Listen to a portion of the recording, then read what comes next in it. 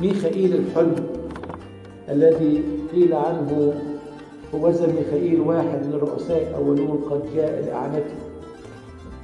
ميخائيل رئيس الملائكة الجليل يشفع فينا ويشفع فيا يا إخوتي وأحبائي. كثيرا ما نلجأ إليه وما زلنا نلجأ إليه ونقول له أنت قوة لكل هزيل. لما الواحد يحس بضعفه ويحس إن في قوات شر أكبر منه يقول أنا هزيل يا رب، يقول له ما تخافش.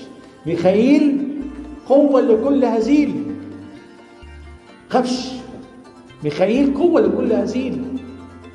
لسه بشوف عبارة جميلة جدا: همس الله أقوى من زمجرة الشيطان. يعني خد بالكم الشيطان وأعوانه وأولاده أجعاج ويعلو صوته ويعمل لكن أجوف فاضي صحيح.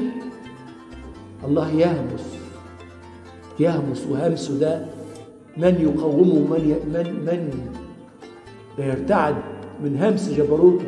في جبروت في الهمس بتاع ربنا، لكن عدو الخير يعلي ويعمل لسه بقرا قصه يوسف البار، يوسف الصديق اللي جاله اخواته الان هلم نقتله، ولا قتلوه ولا جو عنده، رموه في البير. بس وبعدين نزل في البير اسير، طلع من البير